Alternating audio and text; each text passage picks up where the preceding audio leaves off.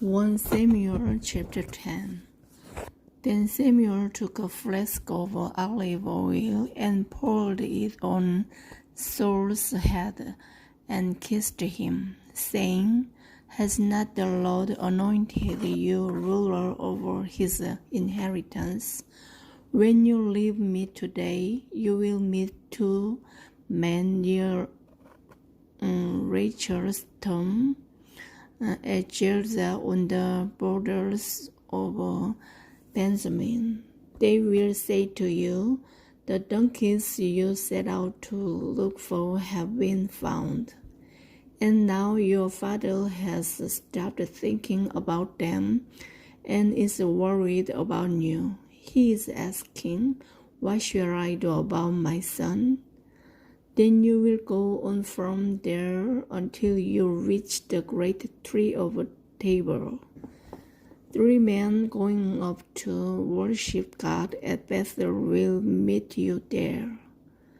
One will be carrying 3 young goats, another 3 loaves of bread, and another a skin of wine. They will greet you and offer you 2 loaves of bread, which you will accept from them. After that, you will go to Gibeah of God, where there is a Philistine outpost. As you approach the town, you will meet a procession of prophets coming down from the high place with lyres, timbrels, pipes, and harps being played before them, and they will be prophesying. The Spirit of the Lord will come powerfully upon you, and you will prophesy with them, and you will be changed into a different person. Once these signs are fulfilled, do whatever your hand finds to do, for God is with you. Go down ahead of me to Gilgal.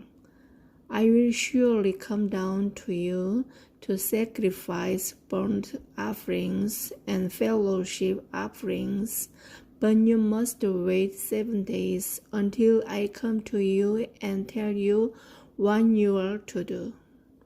As Saul turned to leave Samuel, God changed Saul's heart, and all these signs were fulfilled that day.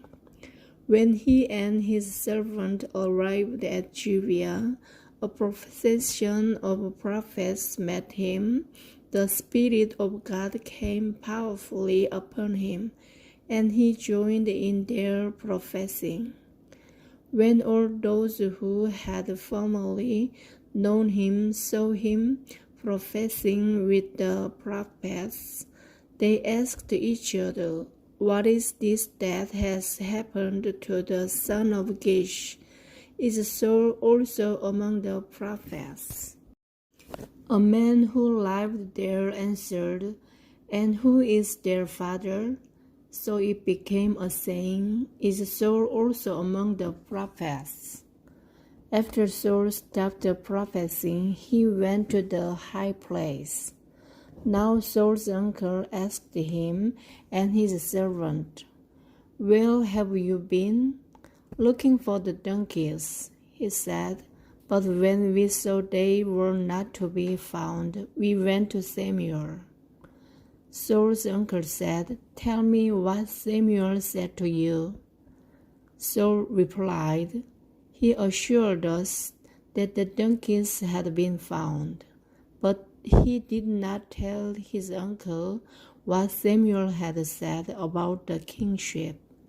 Samuel summoned the people of Israel to the Lord at Mizpah, and said to them, This is what the Lord, the God of Israel, says, I brought Israel up out of Egypt, and I delivered you from the power of Egypt and all the kingdoms that oppressed you.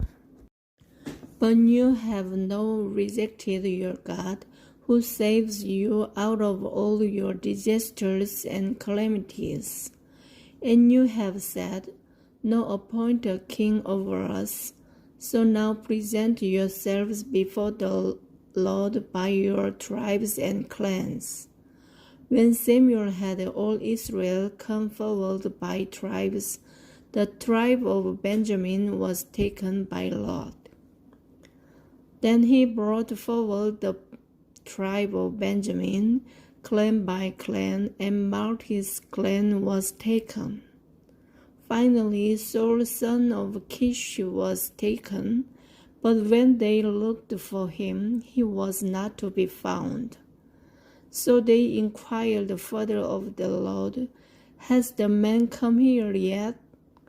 And the Lord says, "Yes, he has hidden himself among the supplies." They ran and brought him out, and as he stood among the people, he was a head taller than any of the others. Samuel said to all the people, "Do you see the man the Lord has chosen? There is no one like him among all the people." Then the people shouted, "Long live the king!" Samuel explained to the people the rights and duties of kingship. He wrote them down on a scroll and dispatched it before the Lord. Then Samuel dismissed the people to go to their own homes. Saul also went to his home in Gibeah, accompanied by valiant men whose hearts God had touched.